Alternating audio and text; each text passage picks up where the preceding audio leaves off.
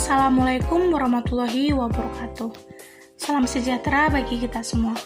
Di sini, kami dari kelompok 10 dari kelas AKP 1C dalam mata kuliah Hukum Bisnis akan mempresentasikan materi kami yang berjudul Perizinan Dunia Bisnis. Kelompok kami yang beranggotakan Angelina Buru Sembiring dan Gabriel Sandika Brema Sembiring. Di sini, saya Angelina Buru Sembiring akan membacakan pembahasan yang pertama, yaitu perizinan dalam bisnis. Hukum dalam bisnis adalah merupakan bagian dari hukum administrasi negara.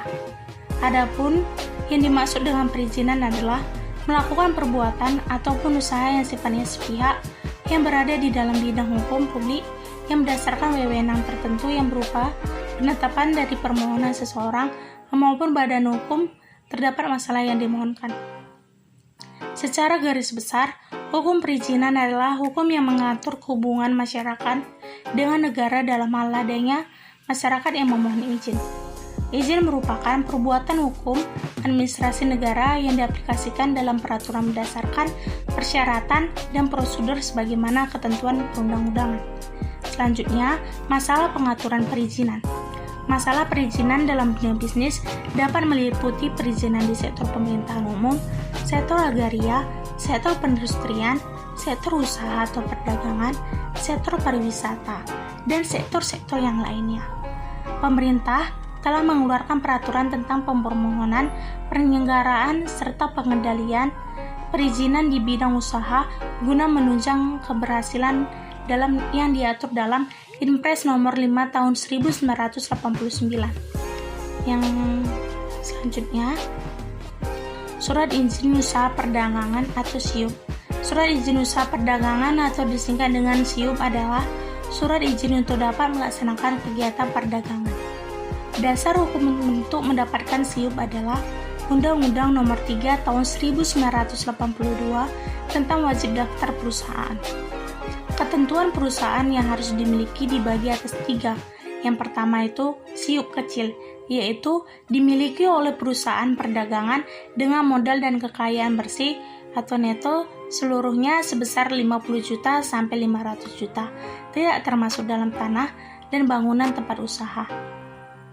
Yang kedua, SIUP menengah, yaitu wajib dimiliki oleh perusahaan perdagangan dengan modal dan kekayaan bersih atau neto seluruh sebesar 500 juta sampai dengan 10 miliar, tidak termasuk dalam bangunan, tempat usaha, dan tanah.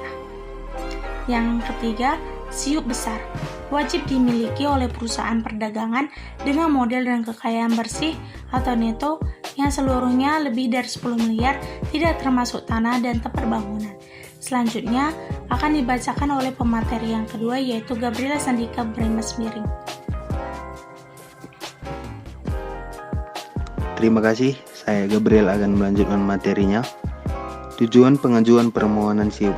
Yang pertama, mendirikan perusahaan baru, yaitu menjalankan perusahaan dagang atau menjalankan kembali perusahaan yang sudah tutup. Yang kedua, memperluas perusahaan. Yang ketiga, memperkecil perusahaan. Yang keempat, mengalihkan perusahaan dengan memihak hak atas perusahaan, kewenangan, tugas dan kewajiban, tanggung jawab dari pemilik lama kepada pemilik baru. Dan yang kelima, memindahkan perusahaan. Surat izin tempat usaha atau SITU. Surat izin tempat usaha adalah izin yang diberikan kepada perorangan, perusahaan, badan untuk memperoleh tempat usaha sesuai dengan tata ruang wilayah. Persyaratan SITU. Yang pertama, surat permohonan bermaterai 6.000 lengkap stempel atau cap perusahaan. Yang kedua, fotokopi KTP pemohon. Yang ketiga, surat kuasa. Dan yang keempat, surat keterangan domisili usaha dan lain-lain. Surat izin gangguan atau HO. Surat izin gangguan adalah izin kegiatan usaha kepada orang pribadi atau badan di lokasi tertentu yang berpotensi menimbulkan bahaya, kerugian, dan gangguan ketentraman dan ketertiban umum.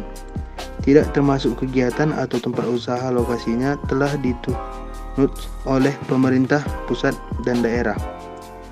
Saat ini, surat izin gangguan dikeluarkan oleh Dinas Perizinan Domisili Usaha di daerah tingkat DA atau setingkat kabupaten kota madya.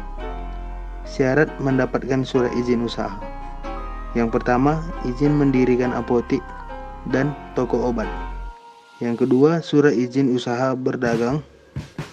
Yang ketiga, surat impor barang modal bukan baru seperti bekas dan perizinan lainnya. Lembaga pembiayaan. Lembaga pembiayaan adalah keputusan Menteri Keuangan RI tentang perusahaan pembiayaan, memberikan pengertian lembaga pembiayaan sebagai suatu kegiatan pembiayaan yang dilakukan dalam bentuk penyediaan dana bagi konsumen. Perizinan lembaga keuangan. Perizinan lembaga usaha memberikan selambat-lambatnya selama 30 hari sejak permohonan diterima secara lengkap, dan izin usaha akan berlaku selama perusahaan masih menjalankan usaha. Apabila lembaga pembiayaan melakukan kegiatan yang bertentangan dengan bidang usahanya, akan mengakibatkan sanksi dengan cabut izin yang telah diberikan. Sekian dari presentasi kami. Terima kasih.